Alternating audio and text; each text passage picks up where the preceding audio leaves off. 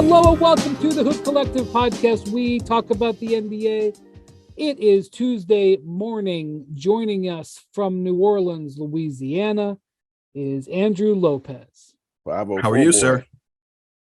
504 boy. There we go. We had the special 330 pod last week with me and CJ McCollum. This is Louisiana podcast. That's Andscape's Marc J. Spears. He's in Oakland, but his heart is always in Louisiana. That's right. I got some I brought some gumbo home from New Orleans last week, put it in a suitcase. My wife was having a fit. You better have sealed that sucker up because that could have been a disaster. No, it was frozen. It was good. And right. It tasted real good too. And I got some PJ's. Shout out to PJ's coffee. Made some PJ's coffee this morning. Very helpful at PJ's coffee too. Making sure I heard there are fans of you at PJ's Coffee. That's the word out there. You were trying to get king cake coffee. Yes. The king cake thing in New Orleans is I had to learn about that when I first started going to New Orleans about 15, 18 years ago. Well, I'm not longer than that, 20 years ago. You like it? I like it, but I mean, I'd never heard of it. I was completely foreign to me when I went down there. And the king cake baby is very upsetting. It's very, very upsetting. You talking about the mascot, or are you talking about the actual in the cake? The actual mascot. Yeah, both. It's a very upsetting mascot. Do you think I'm out of line, Lopez? No. I can see how it could be very upsetting. What I would like to see them do, I've said this, I think on Zach's pod, I would like to see them take King Cake Baby and the original Pierre, like the red-beaked Pierre that scared children, that they had to have emergency surgery to fix him in the middle of the season, to this new fan-friendly Pierre. Just bring them out for like a Halloween game every year. Like, just go find that suit, bring them out for Halloween every year. But I had Brian. I still have, and I'm mad that I didn't buy a jersey. What was the name of the minor league baseball team? King Cake? Oh, the baby cakes. It's the baby cakes. I still got one of their hats. They actually had. I will say this: the marketing around that, horrible. The actual logos and merchandise, fantastic. See, Lopez doesn't remember this, but I dragged him into a baby cakes gift shop after a Pelicans practice one time. Get some swag. Sorry, we could talk about New Orleans. You guys can go on all day. Good luck to the Tigers this weekend. I'm going. You gotta be. You are. I bet you would like that. I knew you would be. I was hurting last week, man. that hurt me, man. The Texas A&M thing, but we ain't got nothing to lose, right? And it's at 4:00, so if it gets bad, then I could just, excuse yourself. My boy, I'm going with Eddie Kennison. I don't know if you remember meeting Eddie Kennison there. Remember Eddie Kennison? Played for the Chiefs. Played a little bit for the Saints, LSU, wide receiver star, friend of mine. Big wine aficionado. And he said, yeah, bro, if it gets bad, we'll find a wine bar in Atlanta somewhere. That's there you go. That sound good to me. Well, the Pelicans have won 6 of their last 8 games. They had a win over the Thunder on Monday night. Yeah, and 6 of 8. Even though poor CJ, this pod has been known to take some people down, but CJ did the pod and immediately went into protocols. Left the crossover pod that we did and said, "I'm in the protocol." He seemed fine on the pod. He didn't seem like he was sick. But I had lunch with him 2 weeks ago too. I was looking at the dates. Had to double check. He did not seem sick on the pod, but he hasn't been seen since. So I hope CJ's feeling better. Man. Great man. Yeah, but without CJ, they've continued to win. And if I'm correct, Lopez, they're in a friendly portion of schedule. They've got 7 out of 8 games at home, which in the end of it, in about a week, a little over a week or something, they have a baseball series against the Suns, 2 games with the Suns and a rematch of the last year's playoffs. I don't know whether Chris Paul will be back for that, because the Suns aren't being honest with Chris Paul's injury. But whatever, they seem to get away with it. Nobody cares, apparently.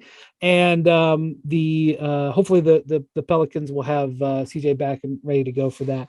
But they're in a good portion of their schedule, and they're playing well. Zion had a good game, 8 rebounds and 8 assists on Monday night. That's a good, well-rounded game for him. Lopez, what's been, the Pelicans were kind of underachieving there for a while. They were hovering around 500. What's made the difference that's gotten them up in the standings here with this last couple of good weeks of play? Honestly, it's been home games. They started their schedule this year 8 out of 11 on the road. It was just a brutal schedule to start. So you mentioned that they're in this good stretch right here with 6 of 7 at home. The one road game is at San Antonio, not on a back-to-back. You get to go, you travel, you rest, do all that. And they've done a lot of this, They just were in San Antonio like a few days ago. Yeah. They were. That's where CJ got sick. Day before Thanksgiving, and now they're going back to San Antonio, and they're done with their San Antonio trips for the year. But for what you've seen is they've kind of got going against teams you should be beating if you want to be, a top 4 team in the West, which is their goal, which is where they want to be. And they've done a lot of it with guys being in and out of the lineup. They've played 20 games so far. They're 12-8. They are 6-2 in games that CJ, Brandon Ingram, and Zion Williamson are able to finish. They've only been able to finish 8 of 20 games with those 3. 7-3 in the games that BI and Z have finished. Brandon's gone out of 2 games that they end up losing because of injuries. Z has kind of got injured in 2 games and kind of finished it. Well, he didn't finish the Utah game either. But despite that, you're 12-8. You're obviously close to the top of the West standings. You're 6th in offense. You're 5th in defense, which I think is what maybe nobody thought. Stunner. That's a stunner, man. I think we were, talking, if they could just be league average, you had high expectations for what they could do. And the fact that they're 5th has been great. And we can talk about a lot of his defense, but Zion's defense in the last 3 or 4 games has been better than what I think the average fan would expect. He had the 3 blocks against the Thunder. I think you remember a couple of weeks ago, he asked for a grade. Like somebody asked him to grade his defense, and then he said, "No, media, you grade my defense." He was kind of being a little condescending, but let's just grade Zion's defense after every game, right? Why not? So let's not grade the Jeremy Grant play.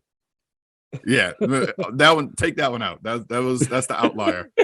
You just scratch that one. Yeah. But, so that kind of started because we had been asking him about his defense a lot, because after the Brooklyn game, we asked him, "Hey, how did you feel on that end? This is the season opener." And he's like, let me watch film, and then ask me after the Charlotte game. So we asked him then. So, we've asked him periodically, how do you feel about your defense? Like, how would you say? And I think he got a little tired of it, so he just starts to flip it. Last night he did it again, but I think he did that one completely in jest. Like he was in on that joke last night, but he has been better on that end. There's obviously been some guards that have broken him down. Obviously, Marc mentioned the Jeremy Grant play, not great, but overall the energy, especially since he's come back from this last foot contusion, I want to say the last 3 or 4 games, his energy level has been there. That San Antonio game we mentioned before Thanksgiving might have been the best first half I'd seen him play defensively since he's been in the league. He has just really stepped it up on that end. And I think the team as a whole know. Anytime you ask Willie Green about Z's defense, he always goes back to Z's individual defense is part of our team defense. Well, team defense is 5th in the league right now, which, again, I don't think anybody saw coming. Maybe even inside that building that they would be number 5. But that has been kind of the way that they have started to stack these wins against, again, teams they should be beating. So, Spears, you have a piece that came out today, meaning Wednesday, I guess. It's tomorrow, but it'll be when this pod comes out, about Herb Jones, one of the more fascinating young players in the league. tell us about what you learned about Herb Jones and when you were working on this piece. Well, first of all, I've been fascinated with him defensively, which kind of like drew my attraction to wanting to talk to him when I was in New Orleans. I mean, defensively, those blocks that he's become famous for, blocking 3-point shots. Their game on Monday, he just had a couple incredible defensive plays down the stretch. Shai Gilgeous-Alexander is one of the top. He should be an all-star probably this season, right? One of the top scorers. If he's not, there's going to be an investigation. Yeah, he's one of the top scorers in this league, but he had to work to get past 30 because of Herb. Herb slowed him down in the final minute, causing him into a turnover and to an offensive charge. And so I visit with the guy the other day, just wanting to talk about defense. And I think, a little tip from Andrew over here about his eccentricism off the court, I guess. And that's the thing that I think makes the story sing, because this dude is definitely not your typical NBA player, man. And look, no. I come from the years of gaudiness, Allen Iverson, Melo, Kenyon Martin, all that. Man. Not Herb Jones. No, not Herb Jones. He drives to games in the 2018 Dodge Charger. It has about 65,000 miles on it. Has no interest in getting a new car until the wheels fall off of this one, right? This is an NBA player. He walks into the arena with no care in the world about the cameras, about the pictures for social media or television. And he goes by the saying, if it's free, it's me. Yes. So he wears. Yeah, CJ McCollum on the pod last week we were talking about cryptocurrency, and he's like, I know who didn't buy any. Yeah, exactly. And so he wears team issue sweats to the game. This ain't Kuzma. This ain't Russell Westbrook. This ain't Chris Paul, man. His stuff says Pelicans. And I'm like, well, why you wear that? He's like, it's free. And it's a 2-minute walk from my car to the locker room. And then once I go in the locker room, I'm going to change my clothes anyway. So I might as well come in comfortable. He was a business major at the University of Alabama, and probably about my uncle, God rest his soul, from New Orleans. They called him Squeak because they said his pockets were so tight from money that they squeaked, right? I could call this dude Squeak, man. He don't spend no money. He didn't go on vacation. Larry Nance Jr. offered to pay for him to go to vacation because he kept had to get him out the gym. Had to get him out the gym, and he declined. But his dad told him to take a rest, a 2-day vacation. So he went to a small town in Alabama that he's from, and he slept for a day, and then he went fishing for a day, and then he drove back to New Orleans on the Charger. Like he just didn't catch anything fishing either. He was very upset about that day. Okay, he probably didn't pay for bait. He probably just put the he just put a stick with a hook on the back. But he just, financially, he's like, I want to spend money on my children. That's what my money's for my children's education. I'm like, oh, how many kids you got? I don't have any kids yet. Yeah. But I think that was his kind of simple way of talking about how generational wealth is important to him. So he said, if my brother, my mom, my dad, family, close friends need something, they know they could come to me. But otherwise, I ain't spending nothing. And then I asked him about social media, and he's like, this is the thing I think the NBA players and probably most people in general should listen to. He's like, I post some pictures that the team gives me, typically basketball related. He had some J. Cole stuff he posts from time to time on Twitter, or he talks about his dog on Instagram. But he said if you could get succumbed or by social media, and it just ruins you mentally.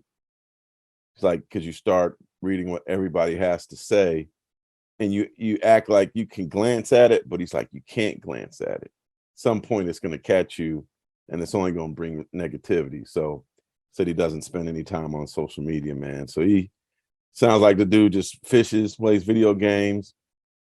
That's like, last thing I said is like, hey, the owner of your team owns one of the biggest Mercedes dealerships in Greater New Orleans, like and I'm like, I'm sure she could get you a discount on a Mercedes. She drives one of the most beautiful Maybachs into the arena.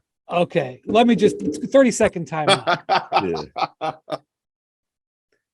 It is a gorgeous car. It is a gorgeous car. Can you explain it to the listeners, Brian, what we're talking about? So, many arenas in the NBA are below ground.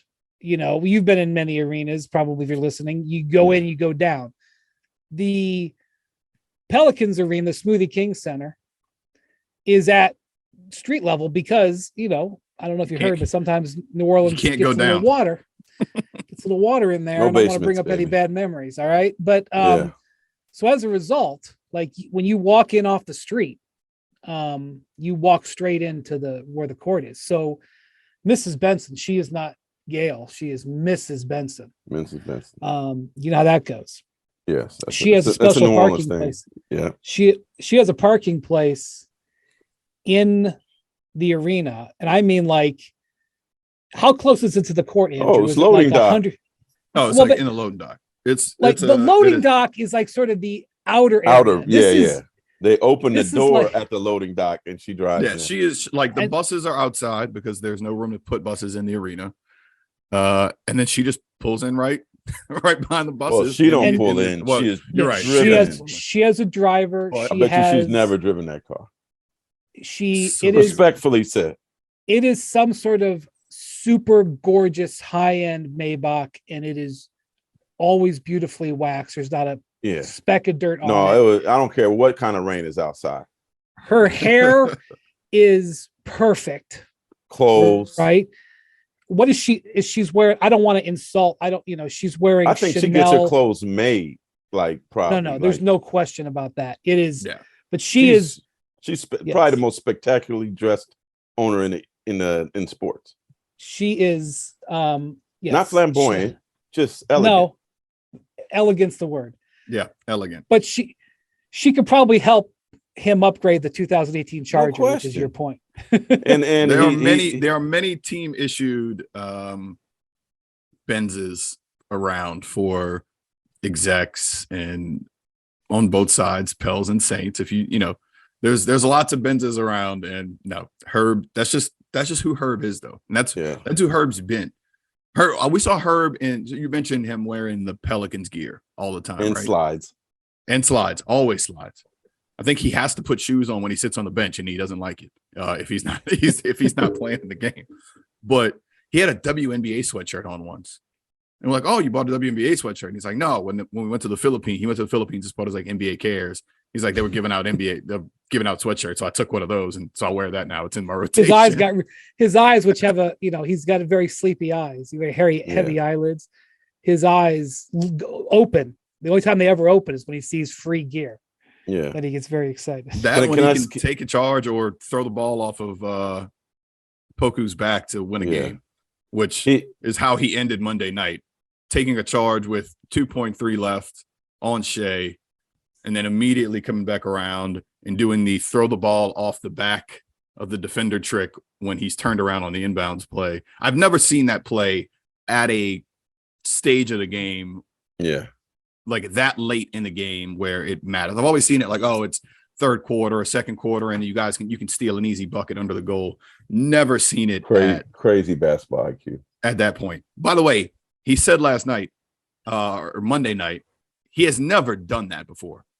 He had never attempted that in the game. He had never tried it in the game. He just saw Poku turn around and go, okay, I'm gonna do this right now, and wins the game for the Pels, hits the 2 free throws right after, and seals the game. So he was guarding Shea Gilgeous-Alexander a lot on Monday. These are stats from NBA.com. Will Guillory of The Athletic tweeted them out, but NBA.com stats.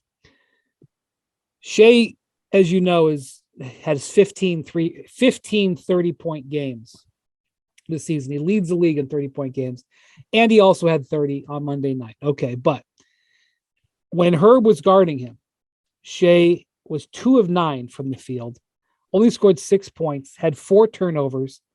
3 times Herb blocked his shot.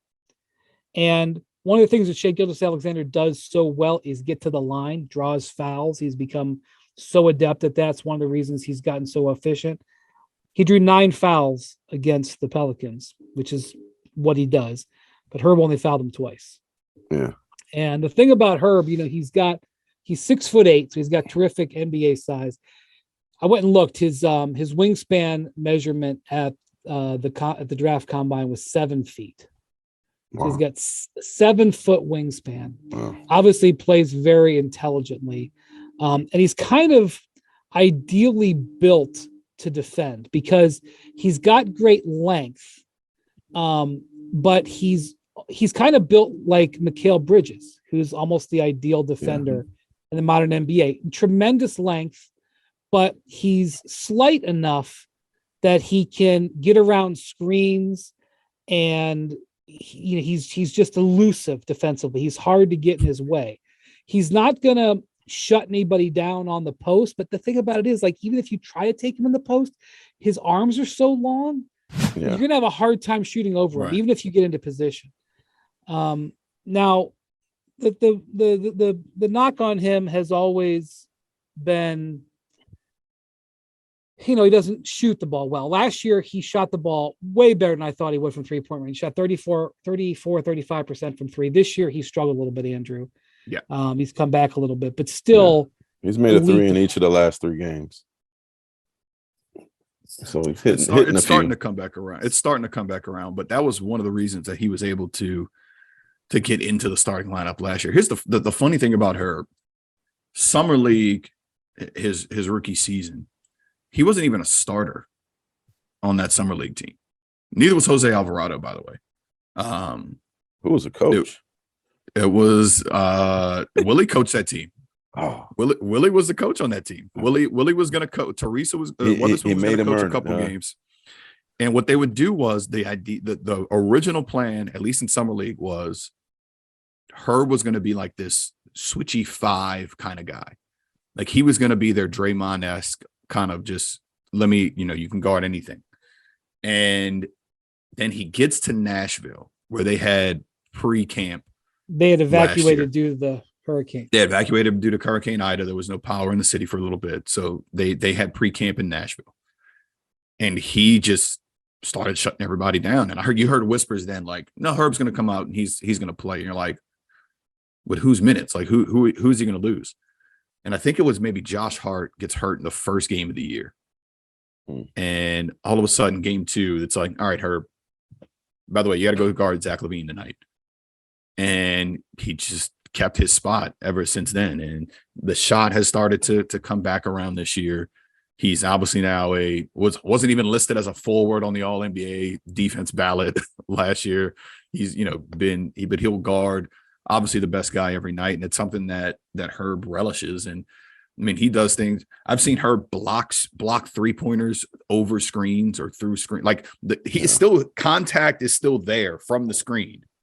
And he's blocking the 3-point shot. There was a play last night that he had against Shea where he jumps, Shea gets him with the pump, and he's able to get back up and block Shea's shot before after getting caught with the pump. I mean, it was just a ridiculous play by Herb. I mean, he is one of the reasons they are able to do what they do defensively, and have, and be 5th in the league. It's a lot of it is centered around him. Obviously, a lot of it is team defense, but when you have a guy like that, it does make things a heck of a lot easier. And he, I did ask him, I said, what made you fall in love with defense? And he said it started when he was a kid playing one-on-one. Like he didn't want to lose one-on-one games. So he figured if I shut somebody down from scoring playing one-on-one, I'll get a basket or 2, the baskets I need to win. And so it was at that point that he, during his youth, that he fell in love with defense. And he's like, his aspirations are to make the all defensive team this year. And the thing is, he has like hidden numbers that probably, it's not like he's going to lead the league in blocks or maybe not lead the league in steals, but like a lot of stuff that he does misses stats. You know what I mean? And so, but those that know that he's a monster defensively. By the way, he does make double the league minimum. When the Pelicans drafted him, they Yes. did not give him the minimum as some second round picks get. Some second round picks these days, he was the 35th pick, so he would not have gotten the minimum probably anyway, but he got 3 years. Guaranteed money too. Yeah, he got 2 years and 3.4. Is he making 1.7 this year? He's making 1.7. He got 2 years and 3.5 guaranteed. And I think I can comfortably say the team is going to pick up their option on him for next year. Yeah. What does a guy like that make, Brian, like come free agency time? I assume he'll be restricted. Like, yeah, he won't be a free agent until 24, but he's worried about establishing generational wealth. If he stays on this path, he will have generational wealth. Yeah. But like, it's not like he's not under the rookie. Is he under the rookie scale in terms of extension, or I'm kind of confused on what somebody like that makes second round? Yeah. Guy. So kind of good news, bad news when you're a second round pick. If you're a second round pick, obviously you're not going to have guaranteed money. And you're also, going to get less than the higher picks if you do sign, but your contracts are often shorter. So if you are good as a second round pick, you will get paid faster. So if he'd been a first round, let's say he was the 30th pick instead of the 35th pick, he would have also had $2 million guaranteed or 2 years guaranteed like he does now. But he's only got a 3-year contract, whereas the 30th pick in that draft has a 4-year contract. So he's in position. I mean, he's still got to handle his business for the next year and a half, but he's in position to actually start making real money in his 4th season. And so, I have no idea what the market will be, in 2024, but a player of this level of defense, even though he's not a great shooter, even if he can get himself back to average shooting, I mean, he is looking at without question in my mind, I don't even think this is controversial, he's looking at an 8-figure per year payday. Wow. So, he will be, I would assume at the very least the mid-level, and I would guess almost certainly above it based on, I just don't want to get locked in and all of a sudden I've said something and it's attributed to me. But he's, assuming health and assuming he stays on this path, he's going to be a very wealthy man. And if he wants to drive the Judge Charger and keep wearing the team issued gear, that's fine, but he will have tens of millions in the bank doing so. So let's put it this way. If you could buy stock, you remember how Spencer Dinwiddie tried to sell stock in his future and it didn't really work out. If Herb Jones did offer that, which he won't, buy. you should buy. That would be the best way I could say it. So something interesting happened last night in this game. Lopez, Dyson Daniels, who's the rookie lottery pick, that the first piece that I would say it's the first piece because they are branded, but the first draft piece that they have from the Lakers from the Anthony Davis trade is Dyson Daniels, the guy that they drafted in the, what was he, 9th, 8th last year? 8th. He's 8th overall. It's time to knock that new business idea out of the park with Shopify, the all-in-one commerce platform to start, run, and grow your business. Forget the off-season work. Shopify makes it simple to sell to anyone from anywhere. Whether you're selling warm-ups or wall hangers, it's time to start selling with Shopify and join the platform simplifying commerce for millions of businesses worldwide. With Shopify, you'll customize your online store to your brand. Discover new customers and build the relationships that create those die-hard fans. Shopify fields all the sales channels to grow a winning business. From an in-person POS system to an all-in-one e-commerce platform, even across social media platforms like TikTok, Facebook, and Instagram. And thanks to 24/7 support and free on-demand business courses, Shopify is on your team every step of the way. It's how every minute new sellers around the world score their first sale with Shopify, and you can too. Shopify is the secret to becoming a business champion by making it simple for anyone to sell their products anywhere, taking the guesswork out of selling. When you're ready to take your winning idea to the world, team up with Shopify, the commerce platform powering millions of businesses down the street and around the globe. Try out Shopify for free today and start selling anywhere. It's the best time of the year. Football season is in full swing. Basketball and hockey have returned, and nothing beats seeing your favorite team live. Make up for lost time. Go enjoy a game. Vivid Seats, the official ticketing partner of ESPN, is offering you $10 off your first $100 ticket purchase with code HOOP. That's code HOOP, HOOP. Download the app or visit vividseats.com today. Vivid Seats, life happens live.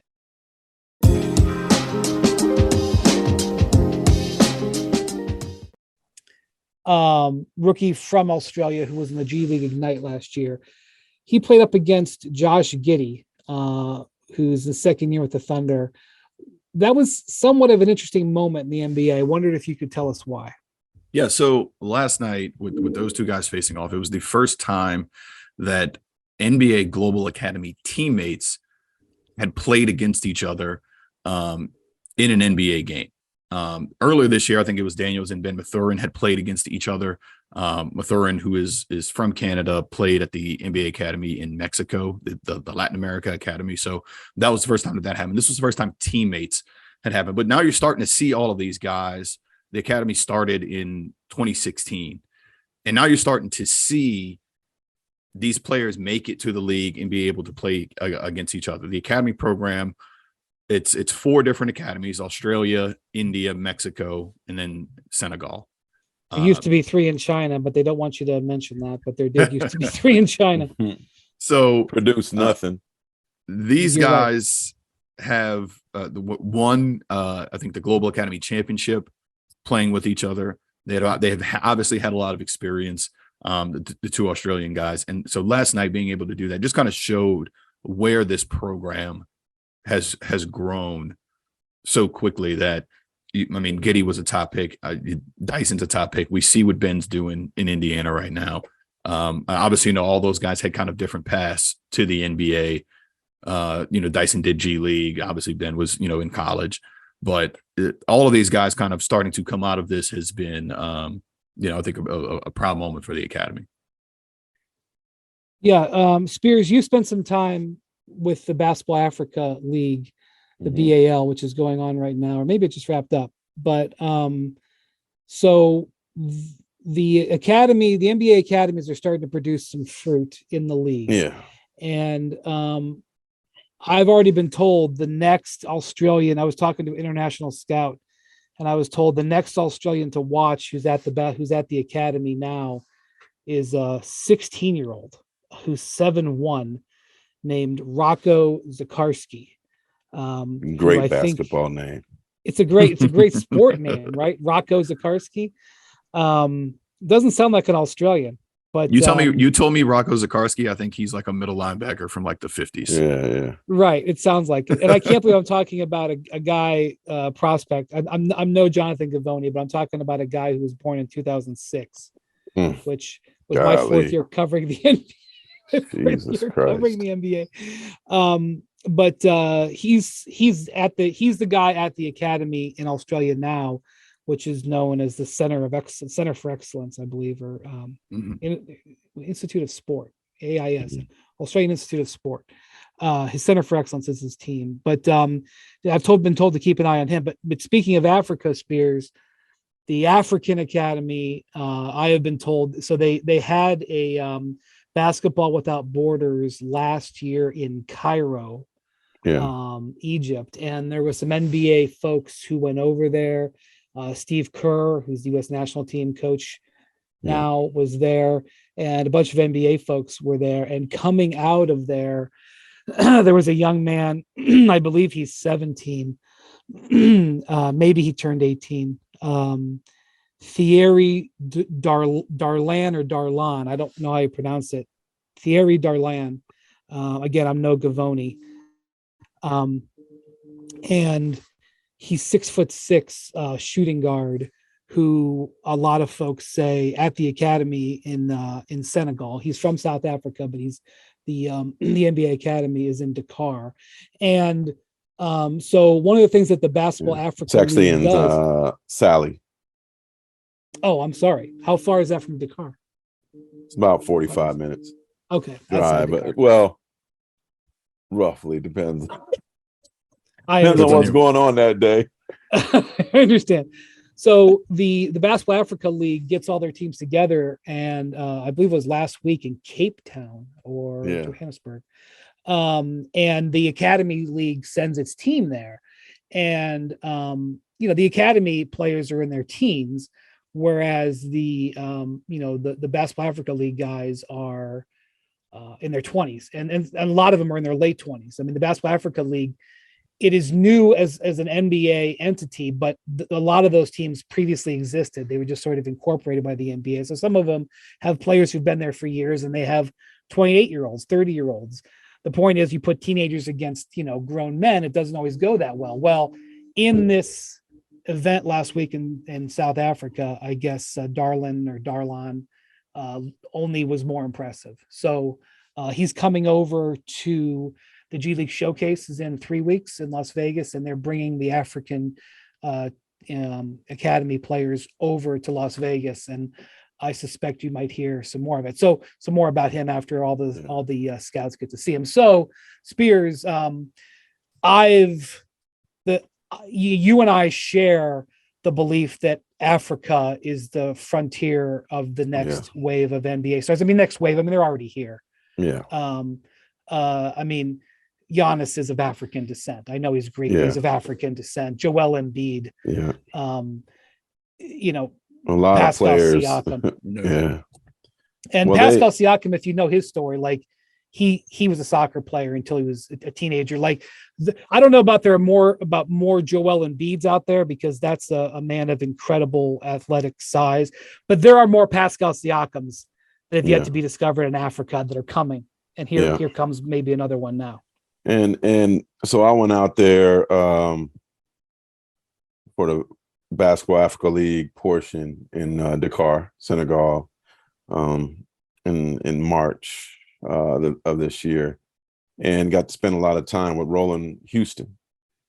Roland Houston is an American who coaches the players at the at the NBA Africa Academy, which is in Sali, which is a beach town in Senegal. Beautiful place. If you want to get to Africa and do an Africa starter kit, you could get to Senegal in 7 hours from JFK, which is something people should know.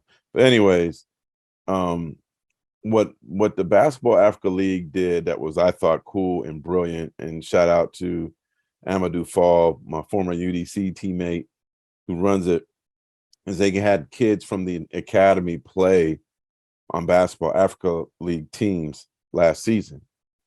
And one kid that stood out was Boubacar Sane. Boubacar Sane, who ended up getting a ton of interest. He played for Dakar's, Senegal's team. I think they're called REG.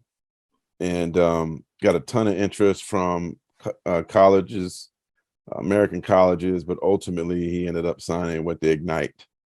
And so keep an eye on him. He's somebody that he can't go in the draft this year. He could go in 2024, but he is, I talked to Gorgui Dieng about him, probably the biggest name basketball out of Senegal. And it's a gun of job, sir. Yeah, my bad. Maktar would tell me different, right? He'd tell me he's the first Maktar. But anyways, yeah. Gorgie's like, this kid is different than us, the bigs that I just mentioned. He's athletic, he's special, he's a small forward, and he did well in the Basketball Africa League, so keep an eye on him. The one thing that's kind of funny and interesting was, Derrick Rose, through Gorgui, has been like really enamored with Senegal, doing things there. So this summer, he brought his AAU team from Chicago out to Senegal. And I think the kids might have been a little cocky, right? Like Chicago boys, like this is gonna be some easy victories, right? So first, they brought them to the Seeds Academy, I believe, in Thais, Senegal, and they got like one of the most great crackerjack gyms you'll ever see, right? And these kids, man, it's basically a basketball school where Gorgui came from. And maybe Sana came from there too, but Derrick Rose's team got their butt kicked, man. by this team, by Seed's team. And I heard that they were quiet afterwards, and then they went and played the NBA Academy, Africa Academy kids, and they got mopped up by them too. So I think it kind of like, whoa, Africa's coming, man. Like, yeah, I mean, look at Pascal Siakam, Joel Embiid, Giannis Antetokounmpo. No resources, no teaching, no gyms, really, right? And the NBA's investing there. And look, Victor Wembanyama, look, he's born and raised outside Paris, but his dad is former track star from the Congo, Congolese. So he's of significant African descent as well. So I mentioned earlier about how they had the academies in China and just couldn't develop the Chinese players. And after Yao, there was this belief that there would be this stream of giant Chinese players. And I've had long conversations with coaches in China about why that didn't happen. And I'm not going to go into it now, but there's no question about the ability of the Africans. And so, and you know what they remind me of, Brian? Like now, and y'all correct me if I'm wrong, but the African American NBA player coming into the league now it seems a little different. That they're coming from more of families that they're not first generation college students anymore. Sometimes they're second and third. Most of them, a lot of them are second generation NBA families. Yeah. I mean, how many sons do we got? These aren't the days of like, I mean, you see some guys that came through some tough environments, but the days of seeing the Kenya Martins and Iversons and, guys I grew up seeing, Melo, like their upbringings, it's not quite like that. There's a lot of fathers involved. This ain't, there's a different, but those kids from Africa, they remind me of the kids from 20 years ago. Who are like, this is my way out. Either I could get an education or education and play in the NBA. Like, this is my chance. And they're so thirsty, so hungry, want it so bad. And I see a thirst there that I'm not saying that the younger American kids, Black kids aren't thirsty and hungry anymore. But I feel a thirstiness from the players coming from Africa that I remembered seeing in the NBA 20 years ago, 25. I think it's just a different type of hunger. It's a different type of like a boxer hunger.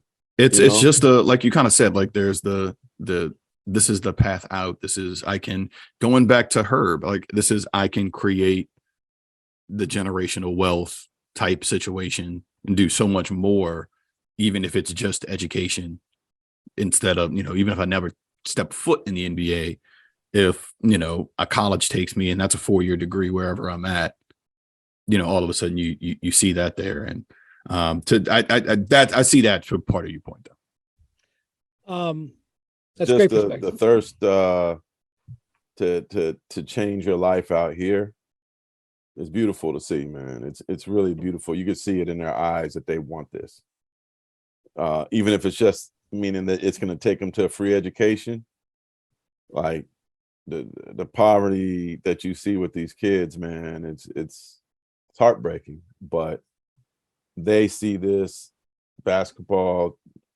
That's why I told Amadou, I said, you've built a bridge from Africa to the United States for these kids. You should always be proud of. And, obviously Masai Ujiri with his Giants of Africa program. Maktar as well. All the OGs of Africa basketball, man. What they're doing for the kids back home, unbelievable. Luau Deng, Gorgie, like it's beautiful to see. Imagine getting everyone on your list the perfect gift while it's still November. Shop Tommy John's Cyber Monday sale right now and spread the joy of cozy. In Tommy John, you're that much more comfortable, so you can do everything better. Shop Tommy John's Cyber Monday sale and give the gift of comfort to everyone on your list, including yourself, with the new Tommy John underwear, loungewear, and pajamas. With over 18 million pairs sold, giving Tommy John has become a holiday tradition. 97% of women and men love getting a gift from Tommy John. That's why Tommy John doesn't just have customers, they've got fanatics. Celebrate softness season with the gift of new Tommy John underwear, loungewear, and pajamas. Every gift's backed by Tommy John's best pair you'll ever wear or it's free guarantee. So shop Tommy John's Cyber Monday sale now. Get 33% off everything plus free shipping at TommyJohn.com/hoop. It's one of Tommy John's biggest sales of the year. 33% off everything plus free shipping at TommyJohn.com/hoop. See site for details.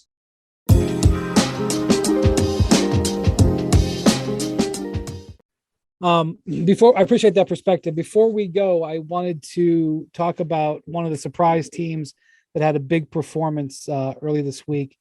And that's the Washington Wizards. We have not gotten to talk about the Wizards on the pod. They have been having an overachieving season. They actually had some news today. They have a new part owner, a billionaire, Jeffrey Skoll, who is one of the original founders of eBay. Just bought a piece of the Wizards today. And it's interesting because there's a belief that Ted Leonsis, who their owner is, might be trying to buy the Washington Nationals. So just a little side note. But anyway, I got to say this about the Wizards. The Wizards might have a big three. Now, it's not, LeBron, Wade, and Bosh, but don't look now. But Bradley Beal, Kyle Kuzma, and Kristaps Porzingis are putting up huge numbers. And, a lot of people, including me, have questioned why Bradley Beal has been so willing to stay invested there. And they've made some trades in the last 2 years that have built this team up. Now, I don't know where they're going to be. But they're 20 games in. They're over 500. They've had a little bit of a favorable schedule so far in that they've had 3 more home games than road games, but they've had injuries just like everybody else. And Beal was put on the shelf a couple of times, including he had another bout with COVID. Poor Bradley, he's constantly getting COVID. I think this is the 3rd time he's had it at least. He missed the opportunity to go to Tokyo because he got COVID. But so Beal is he's not having one of his best seasons scoring wise because he's got more help. Quite frankly, he's averaging 24 points. He's flirting with 50, 40, 90 because he's shooting 53% from the field, 38% from 3, which we know he can shoot better. And he's shooting over 90% from the line. So he's having efficiency wise, one of the best years of his career. Kyle Kuzma has been red hot. And I've heard some rumors and I've talked to some executives about some teams saying, oh yeah, they're trying to get Kuzma out of Washington. Various teams are trying to trade for Kuzma. I'm like, why would Washington trade him? Kuzma is on a great contract and he's producing at a very high level. Now look, he kind of ebbs and flows, but we know he's got the ability to defend. He doesn't always do it, but we know he's got the ability to do it. He's averaging 20 points, 8 rebounds, 4 assists, shooting 46% from the field. And he's extremely versatile. And frankly, as far as I know, he's a real likable guy in the locker room. He's a good guy to have on your roster. Great guy. His dress is a little bit strange, but look, what do you want me to say? I don't know what I'm talking about. I call it swag. He got swag. No question. He got and swag. Then let's talk different about swag, but he got swag. It's different swag. Let's talk about Kristaps Porzingis has gone to Washington and been switched to center. That's the position that, they tried to make him sort of a power forward a lot in Dallas. Obviously was disappointing there, coming off the injuries. You're still worried about injuries, frankly. You're still worried about his knees. But he put up 41 on Monday night. He's averaging 21 points. He's having the best year of his career so far. He's averaging 21 points, shooting 47% from the field, averaging 8 rebounds, averaging, almost 2 blocks a game.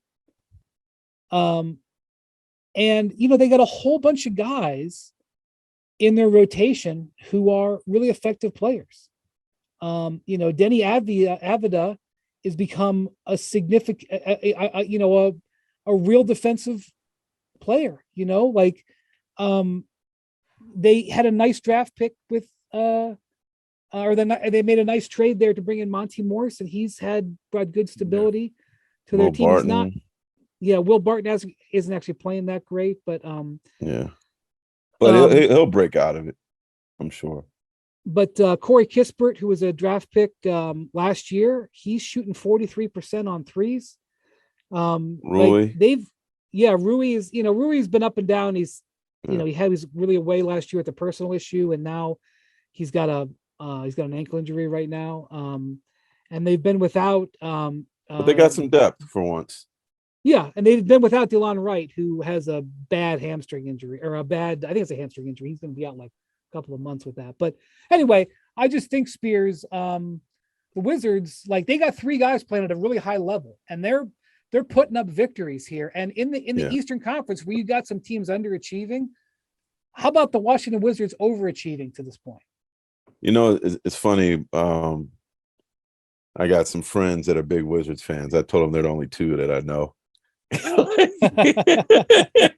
my cousin Hasib and my buddy Troy, but they like give me all these Wizards updates all the time, and they're so excited right now, and I'm excited for the Wizards too, man. I don't know if there is a big market team in the NBA that has had less success than them, and some would say maybe New York. I posed this question to him the other day. I said, yeah, but the Knicks had a very successful 90s. Right. In terms of a big market team, like it would be great for the NBA for Washington to be something. And I know Bradley's been patient. Porzingis, I think he's always shown if he's healthy, he could be a problem. But to me, the key has been Kuzma, man. Like when Kuzma plays well, they win. And he's doing a little bit of everything. Except he might start selling chicken with mambo sauce out there at the games pretty soon. He's not shooting the three great. He's taking a lot of them. He's not shooting it great, but maybe that's just room for improvement, I guess. Yeah, he had 9 assists the other day. I mean, he's I think that was the Lakers maybe kicking themselves a little bit for that amongst other things, but that's been visited. That's been revisited. Yeah. But no, I'm really happy for Kuz that he's found a home at a place where he feels like appreciated, and I know the Wizards fans love him and his personality and game. Yeah, they've the deal that they signed Beal to, it was $250 million or whatever it was with a no trade clause. Like it really put them into a box where, because if Beal does want to get traded at some point, he can control the trade. If he doesn't want to get traded for 4 first-round picks somewhere because the team he goes to will be hampered, he can say, I don't approve it. And it was a huge concession, because with some of the injury things that Beal has had, you're a little bit worried about that. And the Wizards have been burned with big contracts in the past. They got burned with Gilbert Arenas' big contract. They got burned with John Wall's big contract. I thought they would be hesitant. So, they get themselves to a point where they are ready to give Beal the full max, which meant they weren't going to trade him. They had to come to that decision at some point last year. And I mean, they didn't decide to give him the full max on July 1st. That decision was reached well before that. And to get that no trade clause was a huge thing. It's a huge thing that applies pressure to that franchise. And frankly, remarkable that Beal was able to get it. His agent, Marc Bartelstein, negotiating that. But Beal has done nothing but play in good faith for the Wizards. So I can understand why they felt like, I still wouldn't have given it if I were them, but it's easy for me to say that outside the negotiation, to be honest with you. But anyway, he got it. And so this team is under an amount of pressure to have success in the short term. Yeah. But the Westbrook trade, Westbrook got them to the playoffs. And then Westbrook wanted to be out of there. Okay. He went to the Wizards and said, please trade me to the Lakers. They were not able to run an open auction. They were able to make a trade with one team. And Tommy Shepard, their general manager, smashed that trade out of the park. Yeah. Smashed shout it. Out, shout out to of Shep. the park. Shout out to Shep. One of the all-time good guys in the NBA, and also probably the only NBA executive who lives on a horse farm. Or that played college football. Oh, good one. I don't know about that. Think about that. He played linebacker in New Mexico State. Yeah, so Kuzma and Porzingis are two guys that he traded for after the Westbrook situation, because like I don't think Beal and Westbrook were like a pairing that was headed to Eastern Conference Finals, but it was a pairing that it took them a year. Took them that whole season to figure out how to play together. They did. They make it into the playoffs. They were one of the better teams in the back third of that season. They had some momentum, and Westbrook pulled the plug on. Yeah. And it was a gift that Westbrook pulled the plug on it, to be honest with you. But I don't think the Wizards were like looking to break that up. And there was a fear. There was a fear that Beal would walk after Westbrook asked out. You think Washington's going to do something to kind of, now they're feeling a little good, maybe get a little bit more depth or a little more? Yeah, there's been some chatter about them looking at a guy like Jay Crowder. I'm pretty confident there's been some discussions between the Wizards and Suns. We've been talking about Jay Crowder now for 2 months. It's obvious that it's a hard trade to pull off. The Wizards have a bunch of guys who make decent salaries on their roster that they can use in trades. I do think that I mentioned earlier, Denny Avdia, I'm mispronouncing it. I'm sorry. He's kind of proven that he can be like an effective defensive player, and he's got really good size. I don't think he's ever going to be a star. I mean, he's a lottery pick. You hate to come to that terms, but I do think he's got some value. There are people in the league who like Rui Hachimura. He has not been the player that I thought he would be. I was really high on him, and the team was too. I remember, when he first got there, like the team was really trying to engage the Japanese market because they thought he was going to be a star there. He hasn't really, but he does have some value. So I think there's a possibility that they could bring in another veteran, particularly if they can get what everybody wants, which is one of those 3-and-D guys. You think Phoenix might want Jay? I mean, might want Rui? Well, Phoenix has been what Phoenix has been looking for in return for a Jay Crowder deal is a power forward. So you can look at the roster and you can identify that maybe Hachimura would be a guy, but they haven't made the deal yet. So, there hasn't been a connection there. But just the fact that they would Denny Avdia, as Jackson, our producer, is telling me, I botched it twice. Denny Avdia.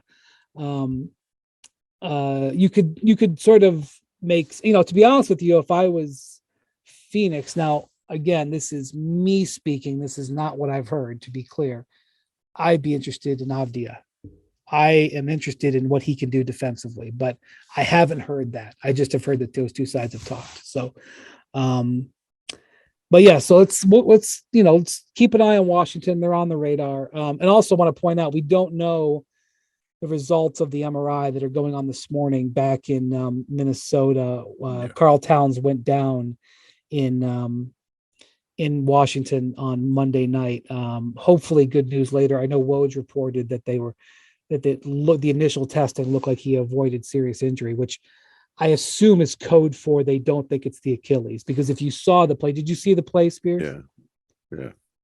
Carl was running up the court and falls down and immediately turns around and looks for someone behind him.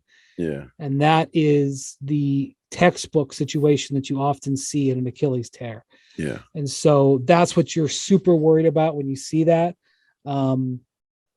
That's what every Timberwolves fan was worried about. So Woj reporting that they hope that he avoided serious injury. they didn't say this, but it implies that maybe they think that he avoided an Achilles tear and that maybe it's a calf strain, which, by the way, that's not good. No. A calf strain is an injury that can set you back weeks, if not months. Yeah. But if you're choosing between one or the other, it's pretty obvious. So hopefully by the time this pod comes out, there's positive news. Hey, Brian, can I give you some respect, man? And this isn't a shameless plug for you or anything. Or maybe it is. But one thing I do like about this podcast is you talk about you don't talk about the obvious or the popular. You talk about what's relevant. So I don't know if this matters to you at all, but no, I like that, man. Like, ain't nobody else talking about the Wizards or the Pelicans or like. we have like 3 a week. Like, yeah, but but I'm just saying, it's like it's easy to talk Warriors. It's easy to talk Lakers all the time. We did lead the pod that came out on Monday with the Lakers. I get it. I appreciate it. Look, but I know you make an effort to talk about things that are should be talked about. So that's we celebrate the entire NBA here. We try to celebrate the NBA because while there's a lot of focus on the league that is, sort of fluff, and like I participate in that every day, but there's 30 teams and there's a lot going. Every one of them have their own drama. So we try to talk about that. We did just spend 30 minutes talking about Herb Jones. So I know. And listen, the people that are still that just kind of tells you pod, about this pod. The people that are still listening on this pod through Pelicans talk and talk about African prospects and talk about the Wizards that have reached this to hear that compliment, they are the people who will appreciate it. Because a lot of people probably would have bailed out a long time ago. All right. Thanks to Jackson, our producer. Thanks to Bruce as well. Thank you, Mr. Lopez. Thank you, Mr. Spears. We will talk to you with the Tims on Friday.